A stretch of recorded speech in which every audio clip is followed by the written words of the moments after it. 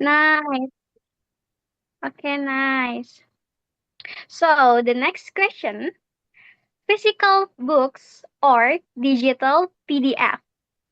Physical books or digital PDF? Okay, physical. Mm-mm. Paper version, okay. Gulnoza, ebooks, okay, or PDF. Digital, okay. Come on, guys, give your answer. Okay, so next question, library or coffee shop for focus? What place that you prefer?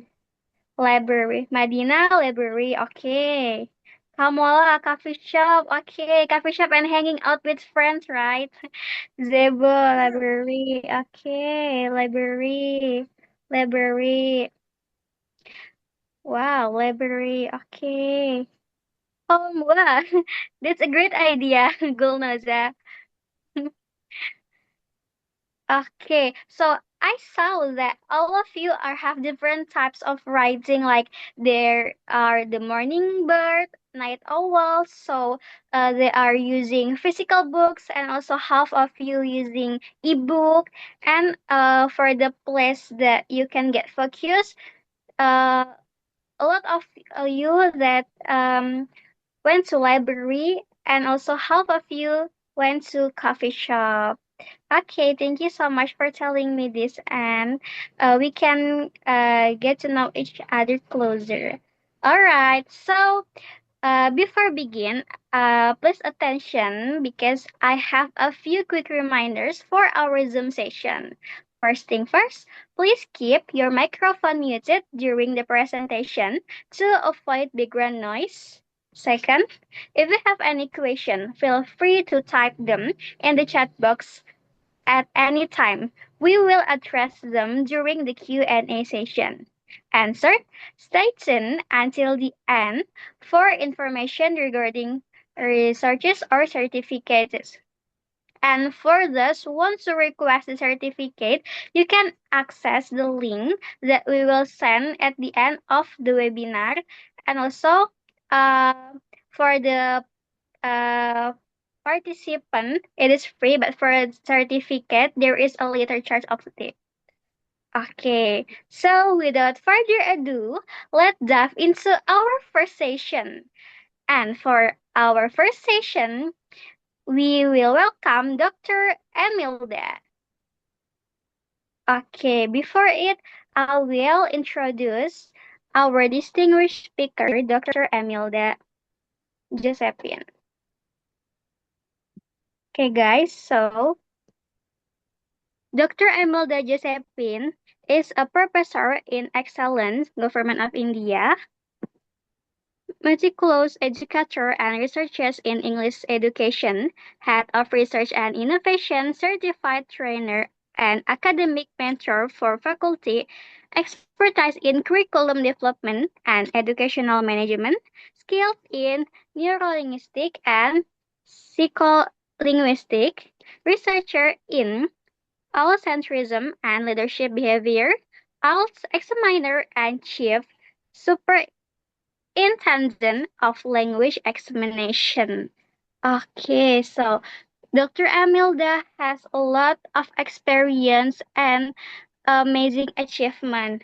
And without Yeah. further ado, let's welcome Dr. Amilda Josephine. The floor is yours. Thank you so much, Miss Lydia, for your wonderful introduction. My Hello, people. pleasure. Thank And it's been good to see all of you. I see a lot of familiar faces. Good to see you again. My special regards to Professor Rima, who's always roping me in for research and other sessions. Thank you, Professor Rima, for bringing me in.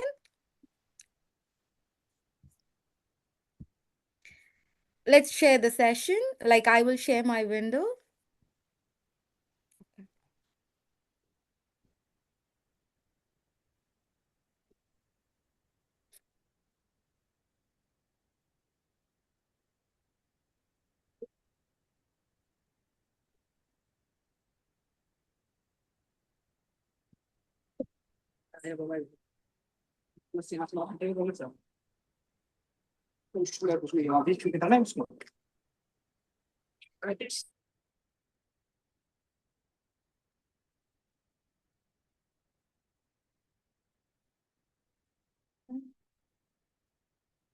Happened? I'm not able to share. Just give me a few minutes. I think there is some error because my daughter and myself, we share the laptop, and then it happens when you have children working with your laptop. That's Yeah. okay. Take your Okay. time. I just made you as a co-host, so maybe you will be able to share now. Oh, Yeah, I've got it. Can you see my screen now? yes, visible. Thank you.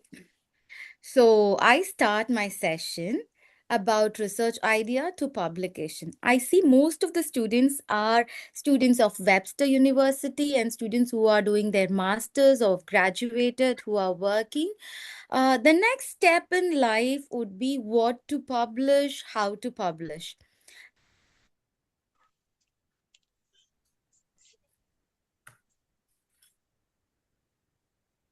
And you do not know which one to go about your research. Let's start about where we are. We are in a position where we have lots of ideas. We want to know whether we have to do a classroom based research or we have to do a review about the article and how do we publish. As far as I know, most of you know that you have to publish an article into one of the journals. You need to write an article, but you don't know where to start. How do we start? We start with where we are. We go to the familiar place where we are in our classrooms or the books, the articles that we read, and how do we turn up our ideas into articles? So I give you the major areas. The first area would be language teaching methods. When we look at language teaching methods, we can have an idea of the major teaching approaches or methods. If you are familiar with task based or you are preferring communicative language teaching or you prefer grammar translation method or you want to see what a flipped classroom is, or you're wanting about little to do with direct method. I just use English in the classroom and my students learn from me. We can always write about what we know into the article, and when we write it as an article, it is published in any of the journals, and any English teacher around the world will be able to listen to it and they will be able to learn from it. We need to first understand when you have an idea that is like coming to your mind all the time, like my students do not understand teaching in this method, let me use a different method. Let me try to make sure that my lessons are interesting. Let me just break down all these complex topics into simple units for them. Everything that you do in class is a research. You know that every day when we go to our classes, we are never the same. Every session is different, every class is unique, and we try to accommodate, we change, we modify for all our learners. So whatever we do, we just have to put it down in writing so that it would be helpful for all the young English teachers around the world. This is what we're going to do. As I started with language teaching methods, the methods that you are familiar with, like some of you might also say that I just use TPR in my class because I teach the primary students, or I'm just going for CLIL method, like the method that we use in the normal classrooms, like we integrate the subjects into language teaching. You can choose anything that's interesting to you or that's making you think more. Or if you are a teacher who's more into linguistics, you are worried about phonetics, you want to teach the vowel sounds, the schwa sounds to your students, and you feel that my students make some pronunciation errors, let me rectify that. That could also be one research idea. Or you feel that I'm going to teach vocabulary. While teaching vocabulary, I'm just going to use some flashcards which makes them understand the vocabulary. That is also one research. Or you want to talk about grammar. I'm going to use this method. Probably I'm going to use some videos, some games. Yes, it can be any game that you use in your class. Anything that is interesting to you to do your research, to do something different in your class becomes a research idea. And then you can always edit it and draft it, and then you can publish it. And then we have another area which is not mostly explored in Uzbekistan. Students who have done their bachelor's in English language and literature, where they have to study about the authors. You have your favorite author, a poet whom you want to write and explore more about their works. Then you can navigate towards literature. And then comes the most interesting topic, which is technology. All of us think that technology has something to do with internet. No, starting from your whiteboard to your charts, to your models, to your aids that you carry, some materials that you develop, some activities that you do, everything falls under technology. You can just talk about technology like you have a flipped classroom where you have your smart class boards. I think like now in Uzbekistan we have almost all the schools having their smart boards. You can work on that, or you are going to talk about usage of some slides with Prezi, with Canva, anything that's interesting to you, yes, you can use it. And then we have the next idea, which is like, how do we get access to journals? When we look at journals, when you open your Google, so many journals come into your visibility. You do not know how to choose the journals. In this session, we will talk about how to choose the right journal and how to write our articles so that we can go for it. Like what you have to do is you always have to go for open access journals, which means that when you publish it in a journal, it can be a journal like LTI or ELT, it can be ESP, it can be EAP, it can be TESOL itself. And then it gives access. When it is like it gives open access, it means that people around the world can read it for free. Or if you feel that like it should be paid, some people pay for it and then read the journal. And you have to choose the right journal, which means that most of us have this idea, when we publish an article it should be paid. No, if your article is really good, you need not have to pay for it. You just have to give it to the editor. The editor gives you some suggestions based on the ideas of the reviewer, and then you can rectify those mistakes and then you can publish it for free. But the only thing is, you need to find out the right journal which does not ask you to pay. And there are requirements, like when we do our master projects, our other submissions, or any written work, they say the font should be of this size, the introduction should be of this so many set of words, the abstract should have so many words. We just abide by those guidelines, and every journal will have their own guidelines. We need to like check the guidelines and modify your article, or you just select the journal and then you write the article. And every time, don't be upset when somebody asks you to make some corrections in your article, because all articles are reviewed, they are given suggestions, and when there are some errors and mistakes, you need to correct them. It is okay if your article is being asked to modify and change. Probably some areas where you made mistakes in calculations, or when you gave the review it was more of a personal opinion, they just want you to modify it so that they can publish it, because the journals have their own criteria and standards. Now, what do we do? First, we'll think about the research idea. The research idea would be, you have to choose which topic you prefer. Am I interested in sociolinguistics?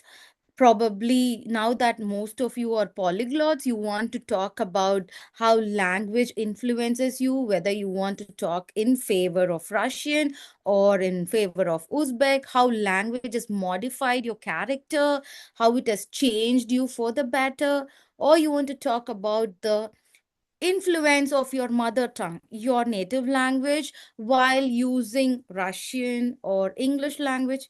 It's up to you. Or you want to talk about how students are shy in the classroom to talk, to write, because English language is new to them. You can explore all areas.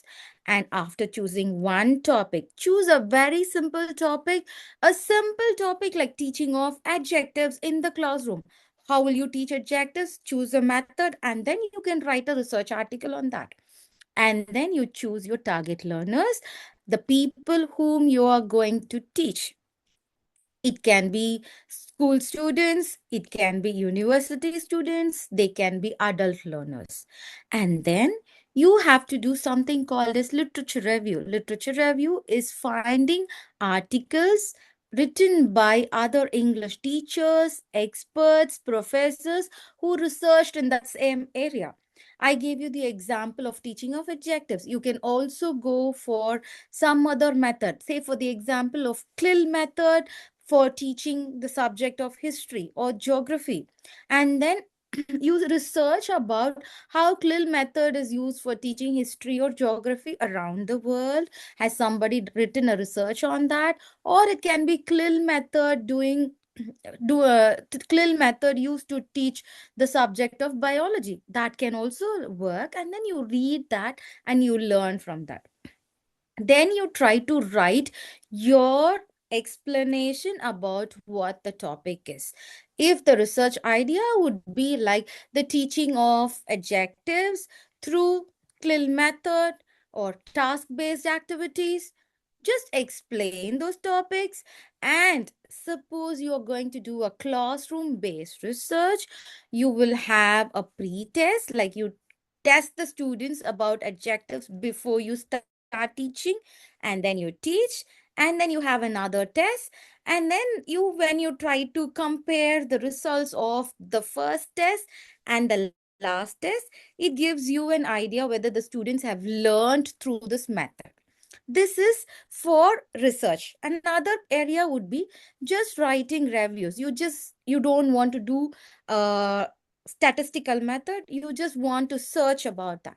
So I give you the example of teaching history through CLIL or teaching even languages through CLIL.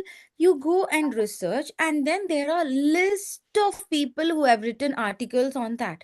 Say, for example, Brad Johnson has written, and then you have Kennedy Jones. You just write about what they have written about this method. It can be task-based method. Try to do a review of that and give your reflection on that. That can also be an article.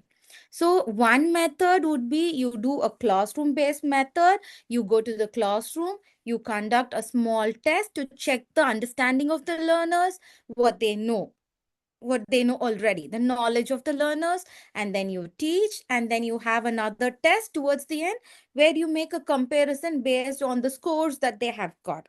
This is one method. The other method would be just go to the library, select articles written by other English teachers, experts, professors, and then write about what each person has said. You just try to read their article, review them, paraphrase them, and then you try to say what is your reflection on that. Both ways stand good. And after you do that, then you find the journal. When you find the journal, they give you some criteria that this article should be for like for 4 to 6 pages. Some it goes to the maximum of even 20 pages, it depends. And then maximum, okay, minimum can be like 4 to 6 pages. You write that, you send it to them, they give you feedback, you make the corrections, and then you submit it again. This is how the research idea progresses towards publication. And now comes the biggest question, which is choosing the journal. Now we need to understand, as I told you already, choosing the journal is very important. There are Q1, Q2, Q3, Q4 journals. What are Q1, Q2, Q3, Q4 journals? Just try to understand the top 10 to 20, 25%, then top 50, top 75, top 100. Like how we have university rankings, you select the universities based on the ranking as the best university. Like that, you have best articles and best journals, Q1. Top 10 to 20, 25%, then top 50, top 75, top 100. And all these journals should be Scopus Index. What is Scopus Index? Now, in the world, especially in the European Union, they have a criteria to select the journals, whether these journals are really good. Say, for example, I want to publish an article tomorrow. I go and ask one of these journal people. I have a friend who's an editor. I say, like, I pay you some money, you publish the article, and this article, this journal is not valid. It does not have any ranking. Any best article is not there. Then my article will have visibility, but it is not so like appreciated. That is why we always go to the website of those journals, and in the website page, there is a home page. In the home page, they will always mention information about the journal.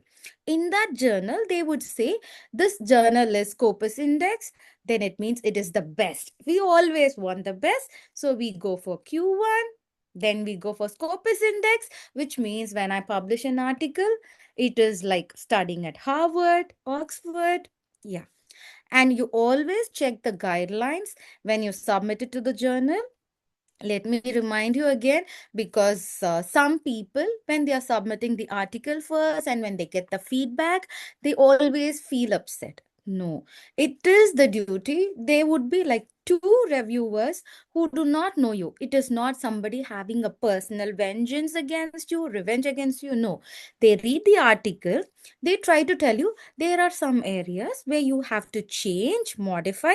Probably the sentence structure is wrong, the calculation is wrong, or the way you have written your ideas might sound different to the person who's reading the article. So you go make sure those, take the feedback, make sure those corrections are done, and then you submit it again, and then your article would be published. Now, how do we think about where to start? So there are some areas I've given you. First one is population. Now I'm teaching mostly teachers, English language teachers or English language teacher trainees. So the students who would be studying under me are actually English teachers, or they're going to be English teachers and lecturers. They would be my population. I would see what is their difficulty. Do they have difficulty in writing? Do they have difficulty in writing paragraphs, essays, short answers, emails, letters? I choose one topic because it's just an article, one simple topic, emails. So they do not know how to write professional emails. So what would I do? I go to class and teach them how to write professional emails. And then I take some literature review, like I read some articles where English teachers have taught how to write emails to their students. I make references, citations, and then I also concluded saying that after my teaching of how to write an email, professional email, out of 25 students, 21 students learned how to write an email. And then we also need to work on time management. Time management, because we need to draft out a plan. When I'm going to start my research article, how many weeks would I take to write an article? How many weeks does it take to publish it? And the time you take to write an article to the time of publication is different for each person, because you might finish the article in 4 days, 5 days, or you're going to finish it in 2 weeks.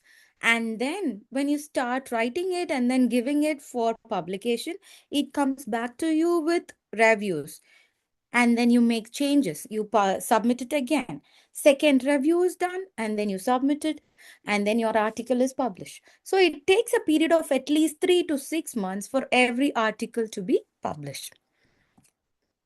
Now, how do you ask research questions? what comes to my mind where I have to make a change? And when I make a change in the class, is it going to be profitable for my students? And when I think about that, I always ask, am I interested in listening, speaking, reading, writing? What are my students interested in? Are my students having interest of listening and speaking skills and they do not want to do reading and writing? How do I make my reading sessions interesting? How do I make my writing sessions easier? So many topics are there, and then you can choose from there. So then we come to this important area called hypothesis. Hypothesis would be like you try to define what your research area is. I gave you a lot of examples like task-based method, CLT method, CLIL method, teaching of grammar. I always prefer speaking. So I would say like I'm going to use CLT method, communicative language teaching method, to develop speaking skills among my business students. So if I'm going to teach business students, students studying BCom, BBA at some business university, I go and teach them. I teach them how to do a presentation, yeah, or how to present their proposals, yeah, or how to just introduce themselves. So I would say the effect of um, which method? The effect of this method to develop speaking skill among business students, the effect of CLIL method, the effect of task-based method, the effect of CLT method to develop speaking skill among students. That would be your hypothesis, and then you slowly derive based on that. I will quickly give you the difference between a dissertation, thesis, and a research article. Now, in most countries, earlier on, like 10 years ago, a decade ago, we had a topic called dissertation. Like students, after they finish their master's, before they could progress into PhD, doing their PhD, they had to do some research areas because until you did your master's, you were not aware of how to do your uh, projects, your dissertation, your writing part, because not many students were able to do that or they didn't have an idea. So the dissertation is your research degree, or a thesis is for your PhD degree. So we see the major differences between a dissertation, thesis, and a research article. When we do the writing of the thesis or the dissertation or a project, it's mostly for a degree. You do the project for masters. For your MPhil, like philosophical degree, research degree, you do a dissertation. For a PhD, you do a thesis. But for writing an article into journal, you just go and publish it. The number of pages for the dissertation, for the thesis, would be like, excuse me, 150 to 300 pages, because you are writing the same topic for almost 2 to 3 years, where you research in depth. When you do a PhD, it means that you are the expert in that area. My area would be English language proficiency. So if I'm going to work on English language proficiency, I research more on that and I try to bring in all the information about that in dissertation or thesis. But when it is a research article, I'm just trying to talk about the new method, some innovative method that I did in my classroom, which can be published as an article, which will be helpful for my peers, my colleagues, or other English teachers. So the number of pages for the dissertation thesis would be 150 to 300, whereas for the research article, it's just 4 to 20 pages. 20 pages is your maximum, but usually students or the researchers, scholars would write from 4 to like 10 to 12 pages. The maximum they would go is 16 pages, but I've given you 20 pages. After that, it is not a research article. So the number of words that is required for dissertation and thesis would be 70,000 words to 100,000 words, whereas for a research article, it's just like 3,000 to 6,000 words. You just have the topics like introduction, and after in your introduction you will say what do you want to research about, what do you want to do in class, and what have you learned from there. And then you move to the topic. When you explain your topic, it can be about task based learning, speaking skill, and then how you're going to teach that to your learners, who are your learners, what kind of difficulties they have, and so on. And then when you make this comparison, you see that the dissertation or a thesis has chapters. It goes chapter by chapter. It is almost writing like a book. Chapter 1 introduction, chapter 2 where you explain the topic in detail, and then you have chapter 3 where it is methodology, or if it's going to be review, you bring in lot of information about the review, the background about it, and then how you see and how it is going to be helpful for all your learners here. And then whereas when it is research article, you start with introduction, topic, and then you explain how you're going to do that in the class when it is classroom based research. Or if it is going to be a review, you just try to bring in lot of citations, how you try to support your view based on that, and then you try to do your conclusion.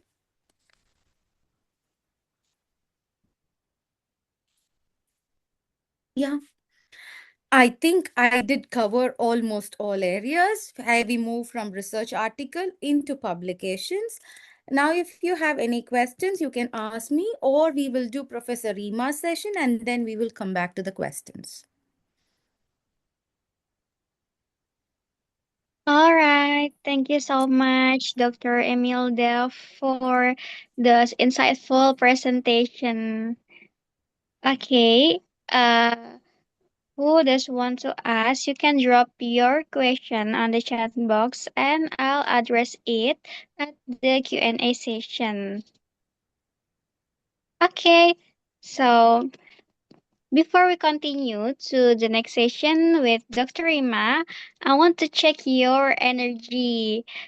Okay, guys, still you have a good energy for today. You can send me your emoticon or your emoji on the chat box. What do you feel about the session with Dr. Emilda? Maybe you can send love or happy emoji. Okay, perfect. Wow, applause. Okay, good. Nice. Yeah, I love her so much. It was great. Perfect. Okay, thank you everyone.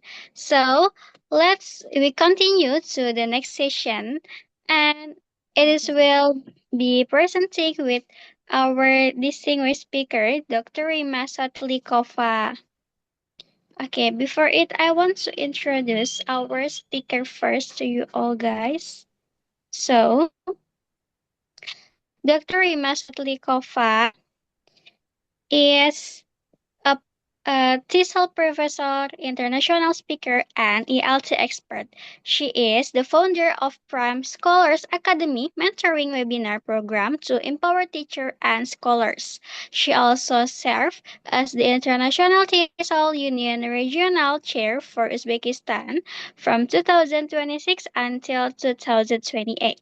Dr. Shaltikova has been invited as a speaker and presenter at international conferences and academic events in Uzbekistan, Vietnam, the Philippines, India, Dubai, Istanbul, Thailand, Indonesia, Malaysia, Singapore, and Sri Lanka.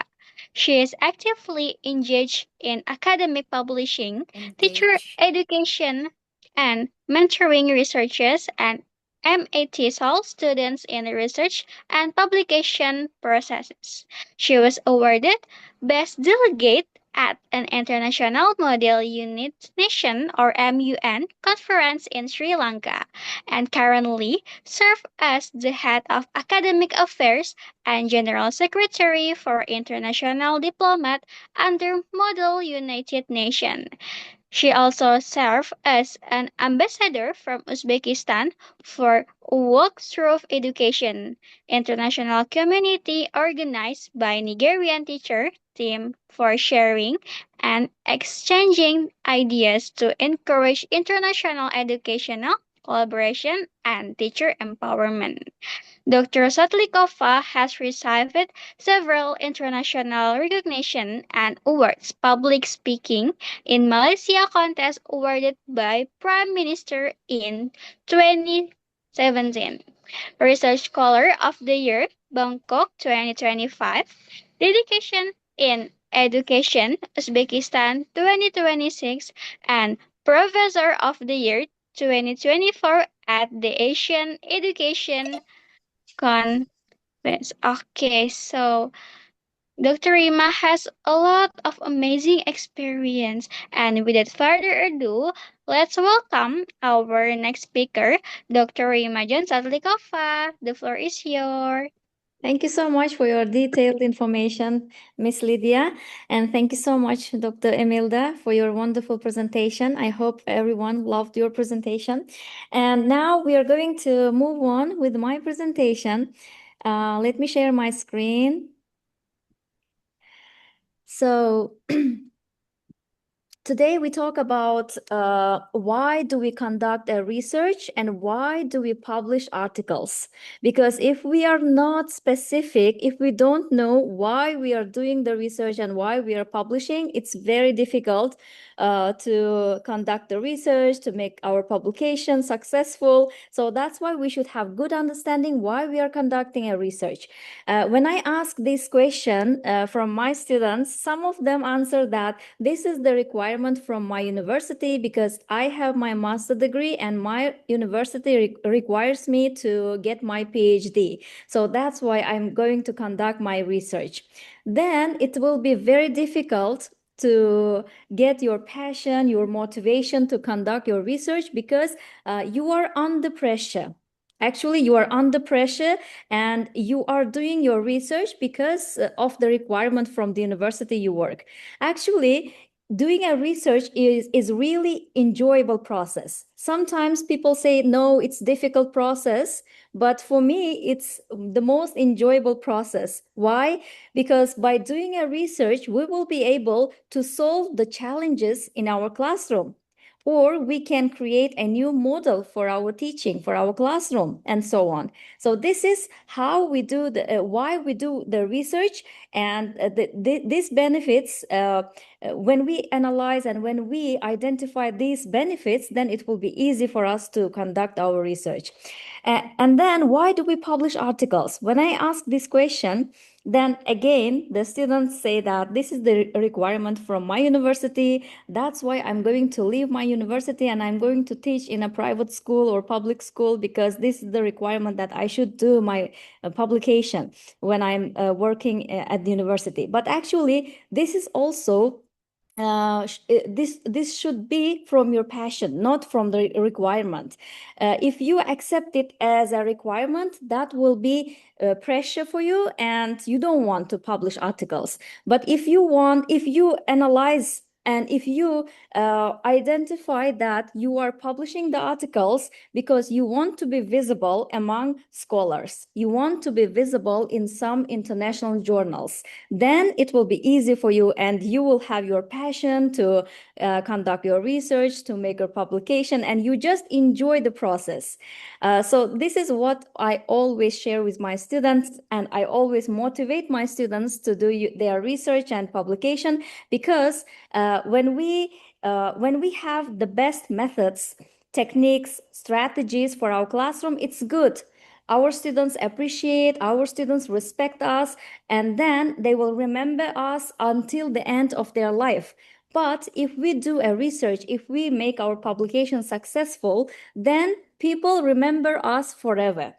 So after 100 years or 200 years later, your publication will still remain in international journals if they don't discontinue, of course. Then people start citing from you. People start citing from you, and maybe you will be the next Richards or Rogers or Noam Chomsky, maybe, or Krashen, yes, so you will be the next scholar because people start citing from you, and this should be the point that we should understand. We should do our publication not because of the requirement, not because of the pressure, but because of our passion, because we want to be visible, and people start viewing and reading our articles. They start citing from us, and this should be like enjoyable process. So this is one of my students, but I created with AI. Like sometimes students come to me and ask, teacher, can you please give me a topic for my research, because I started my PhD and I don't have any idea what is the trending topic or what is the easiest topic that I can research. But actually, it should be based on your interest. When I ask, please find your interest, and you can get, no, Miss Rima, please give me a topic and I will research about it. I believe that you know the trending topics. No, actually, it should come from your passion, based on your experience, based on your interest, and so on. I cannot suggest you any topic because maybe my interest is different from yours. Of course, maybe we are in the same field, let's say in ELT, English language teaching methods, but actually we have different branches, and maybe my interest is different from yours, and then it will be difficult for you to research about my topic. So that's why then the next day they will come and say, Ms. Rima, I cannot motivate my students because I don't know what's the reason, but I used the methods, the activities that you did with us, and I really wanted to engage them, but actually they are not engaged, they are not motivated. Then I say, okay, so this can be your research topic. You see, now you know the challenge. So how we start to get the idea for our research topic, this is the starting point actually. So you should think about, what is the challenge in my classroom? This is one of the tips and tricks that you can do for yourself. Right now, I'll give you some seconds, maybe 30 seconds. You can just think about the challenge that you faced in your classroom, and that can be your research topic. You see how we start. This is the starting point. And it's not difficult actually, because we have so many challenges in our classroom. Maybe it may be about motivation. They are not motivated. Maybe it can be about their level, because you have so many tasks to apply, but still they cannot progress their level. Or maybe it can be about their learning style. I don't know. So you know better about your students. So that's why I always ask them, like, what is the challenge in your classroom? Then, of course, they have a lot of ideas. They have a lot of ideas. And then I ask them, okay, so this can be your starting point. This is your research topic. Then they are so happy that they found their interest and they found a topic for a research, and because they have already real data. Real data, they can, the participants of the research can be their own learners. So it will be easy for them to access and to get the data, to collect the data. So this is how we start to get the idea for our research. Just identify the challenges that you are facing in your classroom. It's just one of the suggestions, but there are a lot of them. Maybe you want to create a new course book, or maybe you want to create a new model for your classroom. So just think about it and you will be able to identify. If you are going to write in a chat box that I found my interest, or I found my topic now, like based on my experience, this is my challenge and this is what I want to research about it, then I'll be so happy. So you can type it in a chat box. I'll be so happy to read them. Then about research structure, we should understand about the research structure. So next day they come and they say, Ms. Rima, I already have my idea about research topic. I'm going to research about motivation of my students, how to motivate my students. Then what can be my structure of the research? So this is the structure. The easiest one is to explain with sandwich or hamburger. So the top part will be introduction, and then you should have literature review, then methodology. You close it with methodology, But of course, then you have like additional ingredients, because your research structure is consists of introduction, literature review, and methodology. They are the main parts. And then you have extra information. You are bringing the results. You are bringing the discussion into your research. So those can be extra ingredients, and they make your sandwich or your hamburger more delicious. They make your hamburger more delicious because they are extra ingredients. So this is how we should remember and understand about research structure. Like I should have introduction part, the top one, and then literature review. So literature review is like you are going to research about the findings, hypothesis of other research. You are going to collect the references, everything. You see here we can see different vegetables within literature review, within the main part. So this is how we start. Then we have methodology, how we close it, how we close our structure of the research, like what we are going to do. Are we going to observe? Are we going to have interview maybe, or how we collect the data? So we are going to decide about the methodology, the research methods. So this is the easiest part that you can understand for research structure.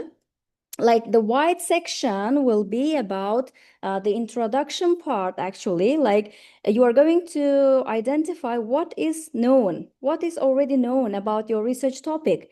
For example, let's say you are researching about motivation of your students, and you can research about the literature review, what others did about this topic, what is known. And we all already know to progress or to improve our students' knowledge, how to motivate them. Of course, maybe you can say with different activities, let's say warm-up activities or wrap-up activities. So this is already known because most scholars already did about motivation, and they suggested maybe activities. So this is known. And what is unknown? What is unknown? You're going to research more. So you see, this is the wide section. And then how we are going to research and why we are researching. This is important. Why we are researching, this is important to understand because we are going to identify here the gap. Why we are researching? Because I found this, it's already known, and this is unknown, and there is a gap. When we identify the gap, it will be easy for us to understand why we are doing the research. So all these points should be in a wide section at the beginning of our research. Then like in introduction and literature review part, we are going to include what is known, what is unknown, how, why, and so on. Then the methods, research methods. What did you do? Did you do interview or observation maybe? Is it qualitative or quantitative, and so on, mixed methods and so on. So the method, we are going to identify the method, but we shouldn't just say that, oh, I'm going to deal with numbers or I'm going to describe it, so it's this way, or I'm going to use both of them. Let's make it mixed method. We cannot do that. We should have clear justification why we selected this method. This is also the important part because sometimes we have the research article, it's based on research. The article is based on research, and then it's not accepted in the international journals. Why? Because they are not specific. They don't have clear justification why they chose this method for their research.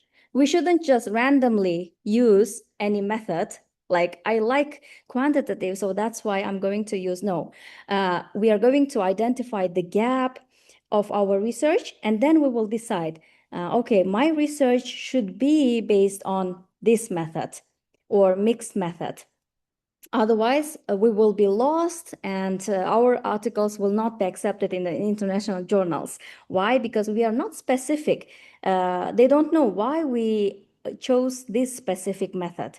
Then we are going to make results, discussion, and conclusion. Actually, people think that discussion part should be like narrow part, but no, actually the narrow part is about the method, because you are just going to state, I'm going to use mixed method for my research, and then just some sentences for narrow part. But then the wider section will be the results. You are going to label the result, what you found, and the discussion, findings, then conclusion. So conclusion should be based on what was known, what was unknown, what was research gap, and so on. So you should be specific in your conclusion part, how you found the research gap and how you filled the research gap. So this is the clear example and clear visual for you to visualize your research topic based on these questions. So based on my topic, now I already identified my research area, my interest. Now, what is known, what is unknown, how, why, method, and then the result. So you're going to predict, and then you collect the data, but maybe sometimes the prediction is not same. Sometimes it's different from your when you compare the findings and your prediction. So they should be like prediction and then findings at the end. So now let's talk about, let's talk about why do we conduct the research? So to solve classroom challenges, most of the time we solve the classroom challenges in ELT sphere, yes, in ELT, because I did my master degree and a PhD dissertation in ELT. So that's why, for me, why I conduct research, because I want to solve classroom challenges and I want to suggest some solutions. And to improve maybe teaching methods, strategies, and techniques, because maybe the challenge is not always with your students, but also it can be about yourself, about a teacher. So you want to improve your teaching methods, strategies, and techniques. That's why you are researching. To identify learners' needs, to improve professional and academic visibility, this is also important. To publish articles, you will do research, because if you are just developing opinion-based article, then it's not effective to publish in the international journals. So you're going to research to publish articles, to evaluate learning materials, to collaborate with international scholars, because when you publish your articles, then international scholars start communicating, collaborating with you. They ask your time. Let's collaborate for my article, co-authored article, and so on. So this is for collaboration, good opportunity for collaboration also. And here you can see my visibility nowadays in Google Scholar, because Google Scholar finds and collects the information where you publish, maybe in Scopus, Springer, and other websites, international journals. It includes all of them. And then it gives you the statistics. The statistics here, you can see H index, I-10 index. And I remember when I started my teaching in a public institution, they asked me, what is my H index? And at that time, my H index was 4. If I'm not mistaken, it was 4. And then they said, okay, so we are going to provide you 30% of bonus for your salary. Why? Because we are going to provide this bonus if your H index is above 2. So at that time it was 4, but now it's 10. You see, if you start your publication from today, from now, then your visibility and your H index will be higher. And when you apply for job, for any institution, they care about it. They have bonus for your salary. And if you say that my index is this, and your activities, they can evaluate, and they can offer bonus for you. So this is how and why we publish. And sometimes students say that I'm doing a huge work because my topic is about multilingualism, multicultural countries, and how to how to engage students maybe in multicultural context, something like that, and they say, I'm doing a huge work. Should I reduce some parts because I cannot manage my time because this is huge work, because this is PhD dissertation. But actually, then I say, actually, it's research. If we imagine that research puzzle in the world, then your research is one of the pieces of that puzzle, actually, because you are doing your research by selecting the methodology, findings, results of other research for your literature review, and then you collect your data, and then you have your findings, conclusion. But actually, this is one of the pieces of that puzzle, of that research puzzle in the world. You see how we should view our research. Like, we are not doing a huge work, actually. We are just putting one of the pieces of the puzzle into the world among scholars, academy. So this is how we should view it, and then how we can motivate ourselves that it's not a huge work, but yes, I should be hardworking, and I should do my best, because it's just one of the pieces of the research.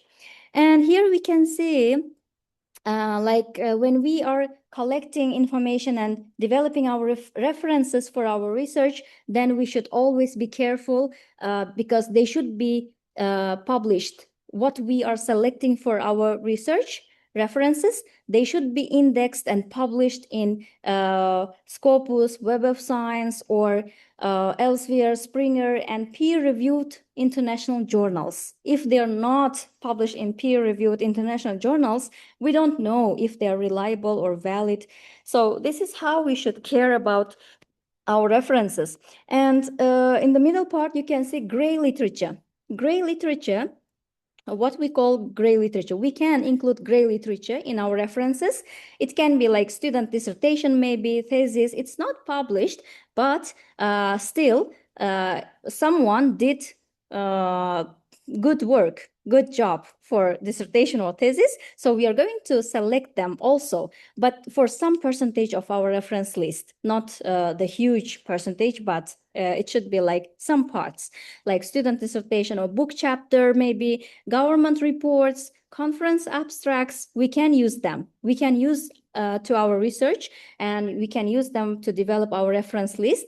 And we call it gray literature, gray literature.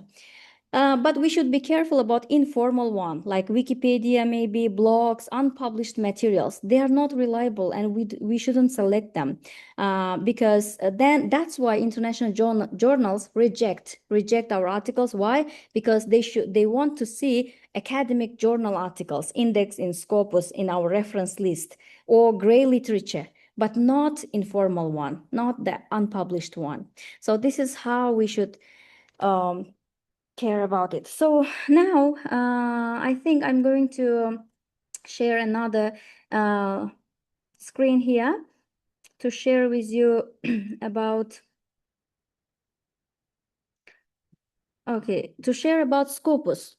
Like when we are developing our references, then of course it will be better if we are going to select the articles from Scopus-based articles. Scopus-based articles. Why? Because they are already published and cited. And yes, if we can see like Q1, Q2, and so on here. And it will be better to select and develop your reference list from Scopus-based articles first. Here you can see my account. If you have your account in Scopus, that's good. But if you have access, like if you have the official email from the institution you work or you study, then they have their access. Like this is the university I work, because I work in 2 universities. That's why I'm not going to open it. I don't want to show that I'm using this university's access, but you can see, like when you have the access to Scopus, you can create your own account. But if you are creating it with your university email, then you can see this sign. If you click then you will get the access. If you don't click, if you don't have the access, like sometimes the universities don't have the access, then you are not able to see the articles, to download them. But if you have the access, you can download them. But still you may have your account in Scopus just to check the reputation, the queue, what is the number of queue in Scopus of that journal. You can still check it without any university access for free. But if you have the access from university, then you can do some more. Like you can search. Let's search from here. So if you have university access, then you have this option, search. But if not, then just sources, if I'm not mistaken. Then you cannot. Like, let's say we are going to search about multilingualism.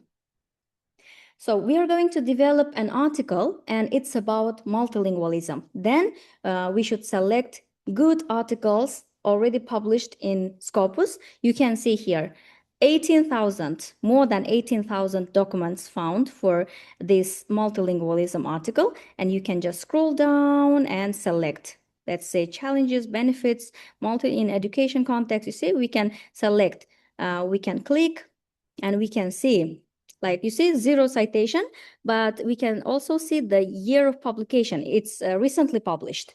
Open access. If it's open access, you can easily view PDF or download it. But if it's not open access, then you cannot. So it's recently published. That's why it doesn't have citation yet. But that's okay. You can choose it because it's recently published. And another one, multilingual Wikipedia, let's say like corpus reading and so on. So all about multilingualism here, like cross-lingual. Let's click this one. Okay, so it's also recently published, you see? And then you can also search from here. Like you can click, like it should be social sciences. Because sometimes they give for all field, social sciences, and then on the left side you can see if you want book chapter or just article. Let's say book chapter and article, you can choose, and only English, because sometimes when you search maybe in Chinese language the articles will come to you, and it's a bit confusing because we don't know Chinese language. So that's why we click here English, keyword like multilingualism, and that way we can limit to and search. When we search, then you see only 6,000, more than 6,000 documents found. Why? Because we limited to social science only, to English only, multilingualism only. So that's why now we have 6,000. That way we can still scroll down and see implementing bilingual education. You see, it's also recently published, 2026. And so on. So we can go recently published, all of them. And we can also see the citations, the number of citations here. And we can also do, we can see this way. Okay, so let's move this one. You see, so 2023, it was published 3 years ago, and it has 12 citations. 12 citations, and it has 130 citations.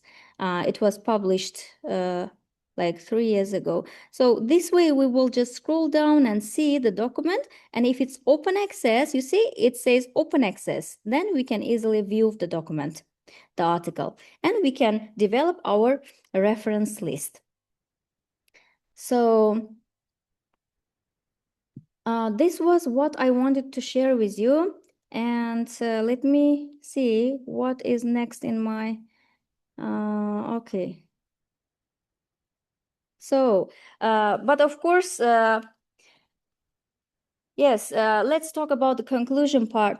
AI tool. Okay, we didn't talk about AI tools today because we have limited time, but I have very effective AI tools also that you can use for your research, and it's acceptable. It's acceptable because you are not using AI tools to generate the whole idea and copying and pasting. No, but we have some tools that you can save. You can save your time, and it's acceptable because we are not breaking the rules. We are following the ethics. They are also included in ethics of your research. But unfortunately, today we didn't have enough time to share about all of them. And your research becomes one piece of the large academic puzzle. This is the idea that I really wanted to share with you. You should just view your research as one of the pieces of large academic puzzle. Because research is puzzle. You are going to fill the gap, and see what is known, what is unknown, and how you collect the data, your findings, discussions. Actually, research writing is very enjoyable process, and it's not the end. It's not the end. If you are trying to get your PhD by writing your research, sometimes I'm so surprised. It's very shocking for me when students say, I'm stressed, I'm lost, and so on, because they really want to get PhD degree faster. Um, and after they get PhD degree, they think that this is the end. This is the end. And I did my research, I did good job, and now I have my degree, and that's all. But actually, it's not. It's the beginning of your research scholarly journey. Why? Because in your PhD dissertation defense, they the scholars, your professors, see, and they view you as their colleague already, as their colleague, and they see your research and they say, okay, now she or he can do a research. And the university provides you a diploma or the certificate for PhD degree. Then you can start your research, your real research journey. So this is how we should understand. Like it's not the end. It's not the end, but the beginning. The beginning. Why? Because after you defend your PhD degree dissertation, then you will be able to do more, because you are just putting one pieces of puzzle. Now you're going to put more puzzles into the large academic puzzle, scholar puzzle. So this is how we should view, and how we can get motivation to do our research. But unfortunately, 1 hour or 1 hour and a half, not enough to discuss and to share all about research or all about publication. But we tried our best. We tried our best to share about research and publication today. Thank you so much for your attention. And I can give time to Miss Lydia. If any questions, you can ask by raising your hand or typing. That's okay. Miss Lydia, are you still here? Yeah, I'm still here. Okay, thank you so much, ma'am, for the insightful session. Okay, everyone, before we continue to the Q&A session, I want to announce that for those who are interested to joining the summer online course, you can access the link that I share in the chat box, and you can contact me from this link. Okay, so actually we have some question here on the chat box, and the first question is coming from Sazoda, and the question is unknown is limitation of article. Maybe Dr. Ima, you can answer it first. Okay, what is the question?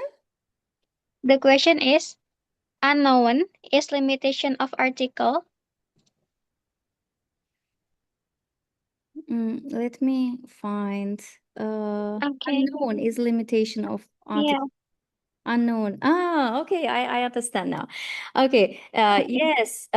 What is unknown? What is unknown?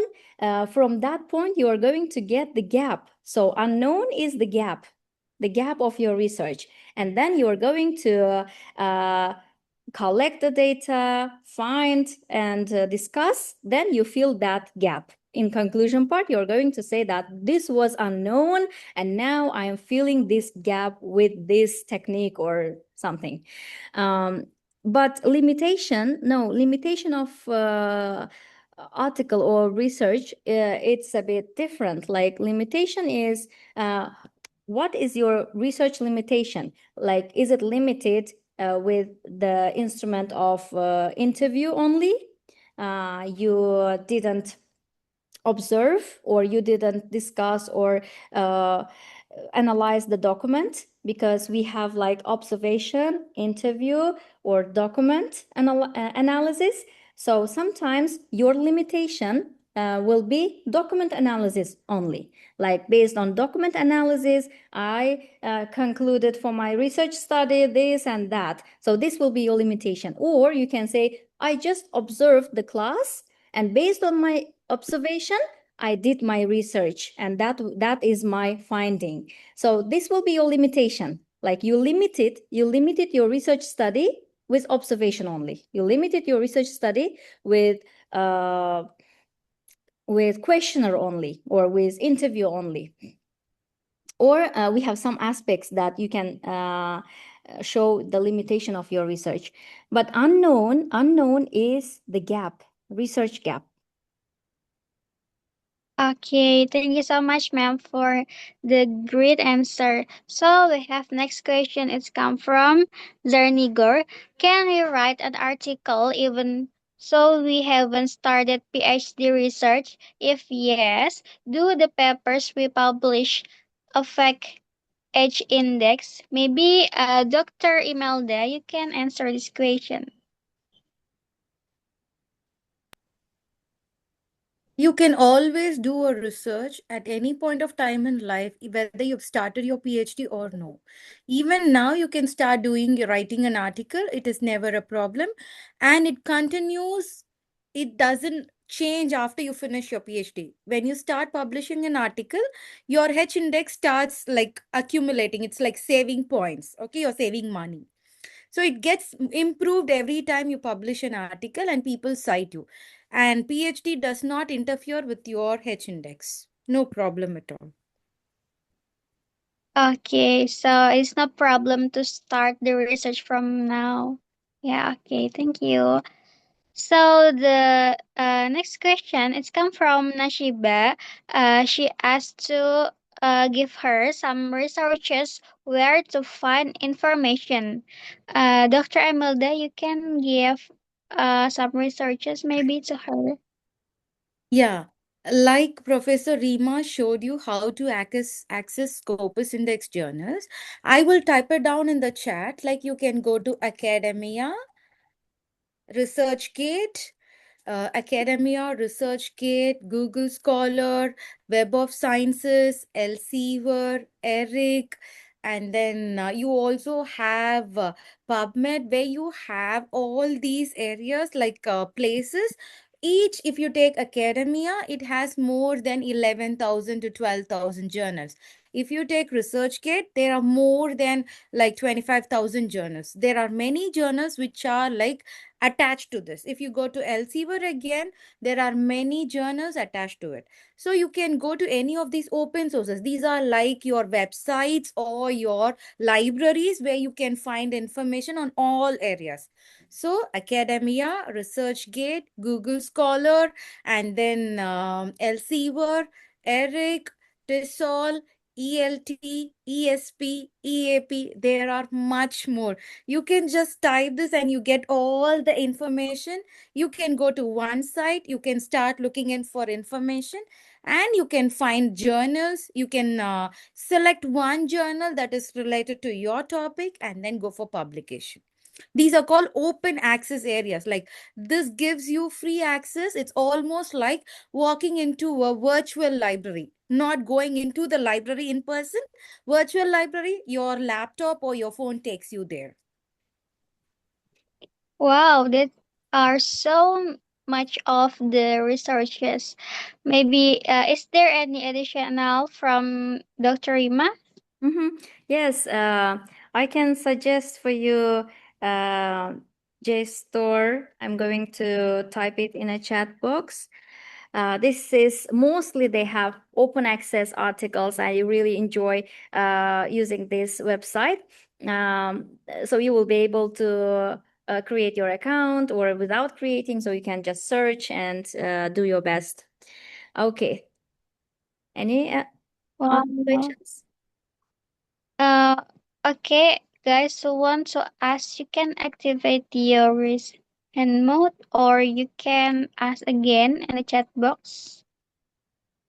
Maybe about the articles or journal or the topic that you want to create. Okay. Is there any question more?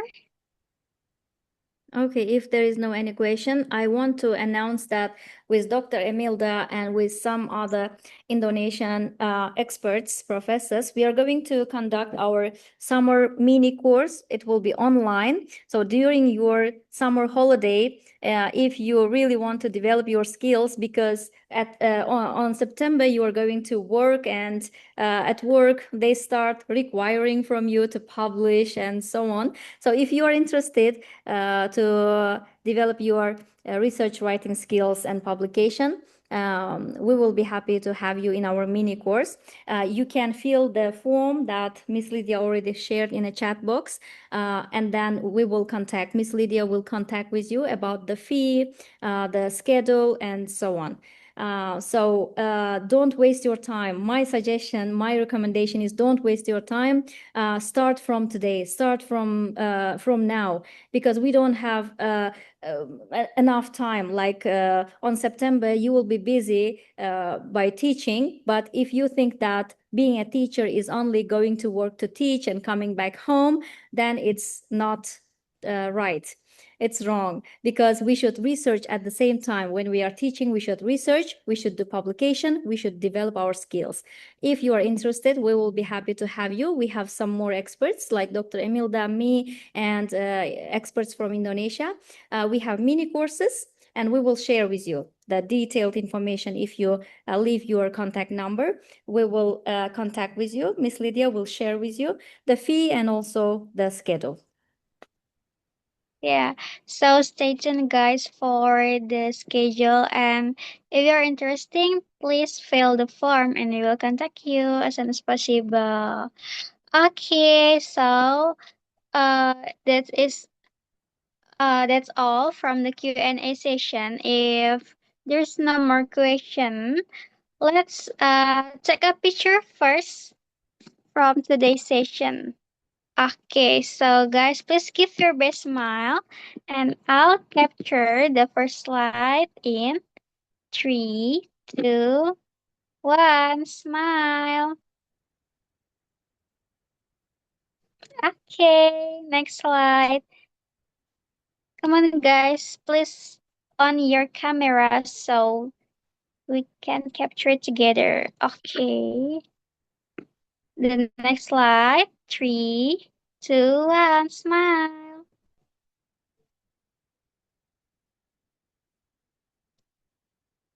All right, done. Thank you so much, everyone, for your enthusiasm in today's webinar, and also for active listening and also active asking. But unfortunately, we have reached the end of our session. A huge thank you to our speakers for sharing the experience, and to all the participants for your active engagement. Miss Don't Lydia, forget to follow our yeah. you can share the link for certificate request, because the participation for this webinar, the knowledge sharing knowledge is free, but then for certificate it's on request. So you can share the link. So if you want the certificate, they can fill, and you will contact Miss Lydia. Okay. Okay, guys, I'll share the link for certificate. And you can request your certificate here. Wait a minute. Okay. I've sent it. And you can fill the form first, and then you will get the request certificate. Okay, so uh Don't forget to follow our Telegram channel also at Teaching Method Webinar for updates on future event. I'm Lydia Shafina as a moderator. I'm signing off and have a wonderful evening and happy researching. Thank you everyone. Bye.